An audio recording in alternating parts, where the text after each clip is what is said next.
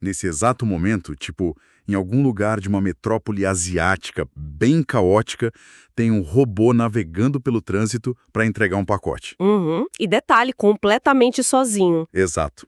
Ele não pediu instruções a um operador humano, não checou a previsão do tempo com a central e definitivamente não bateu ponto na entrada do turno. É, o que já corta um custo enorme aí. Com certeza. Ele é só um dos 4 bilhões de pacotes entregues dessa exata maneira hoje. E essa cena que é meio invisível e silenciosa está basicamente matando o modelo corporativo tradicional do último século. Totalmente. É uma mudança de paradigma. Então, olá para quem nos acompanha. A missão da nossa imersão profunda de hoje é decodificar isso. Vamos analisar os impactos financeiros massivos e essa redução drástica de custos globais impulsionada pela IA automatizada. E só para alinhar as expectativas de quem está ouvindo, a gente não está falando de ficção científica para 2050, sabe? Não, nada disso. É o agora. Pois é, o material que estamos analisando reflete a realidade operacional de 2026.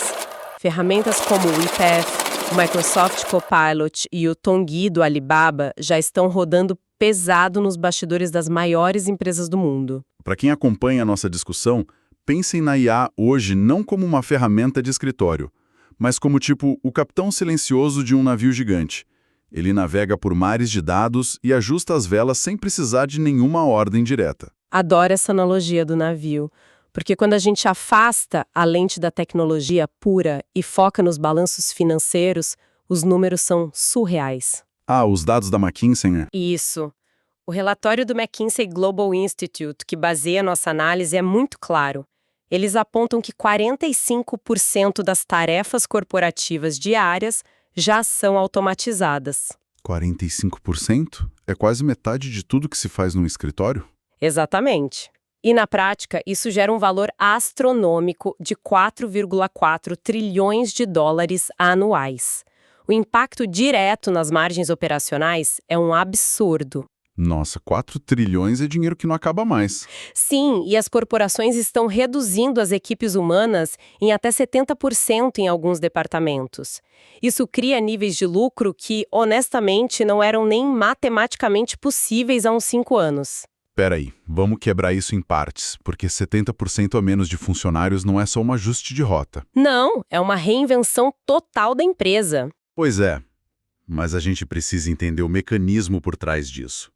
Até pouco tempo atrás, todo mundo via a IA como, sei lá, um gerador de texto chique. Um chatbot glorificado, basicamente. Isso. Alguém tinha que sentar lá, digitar o comando e depois fazer a tarefa com as próprias mãos. Mas o nosso material de base agora fala sobre as operações zero touch. Ou seja, configura uma vez e roda para sempre. O famoso configure e esqueça. Como que a gente saltou do chatbot passivo para agentes autônomos gerindo a empresa?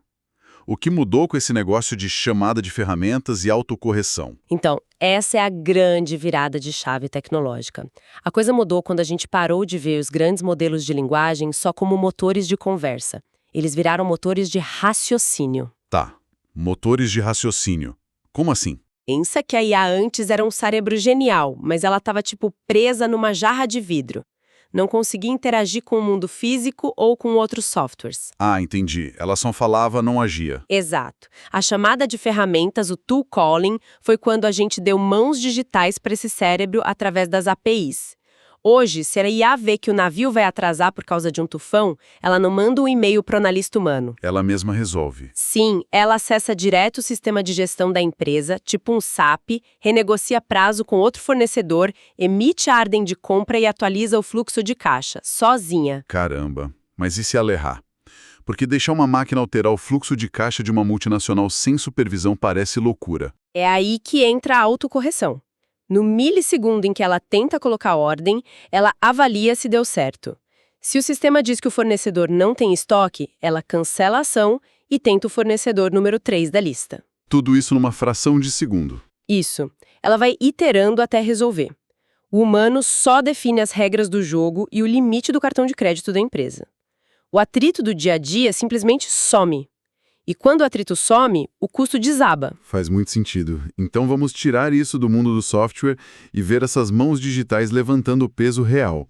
As fontes detalham o caso da Amazon, né, em escala global. Um caso fortíssimo, diga-se de passagem. Demais. O texto descreve os armazéns deles como máquinas fechadas gigantes, frotas de robôs Kiva e Proteus, movendo uns 800 mil itens por hora lá dentro. 800 mil. É uma insanidade pensar nesse volume. Sim, e a IA usa o Machine Learning analisando 300 milhões de clientes para prever a demanda, orquestra tudo e manda o drone Prime Air entregar. A projeção de faturamento deles para 2025 é de 600 bilhões de dólares. Com a IA cortando os custos logísticos em 40% segundo o material. Só que aí eu preciso bancar o advogado do diabo. Como que isso fecha? Porque os galpões pagam um imposto altíssimo, a conta de luz é gigante e os robôs precisam de manutenção. Como evapora 40% do custo assim? Porque a grande sangria de dinheiro na logística nunca foi o tijolo do galpão, foi a ineficiência. A sacada da Amazon não é só não pagar salário para robô. A IA cruza dados bizarros, tipo o tempo que o mouse parou em cima de um tênis. Nossa, até o tempo do mouse. Sim, cruza isso com a previsão do tempo na cidade e ela sabe que a compra vai acontecer antes do clique. Então ela tira o estoque do estado de paralisia. O custo de ter produto parado na prateleira morre. Ah, o estoque já está indo para o centro de distribuição antes de eu passar o cartão. Exatamente. E tem outra coisa, os dark warehouses, os armazéns escuros.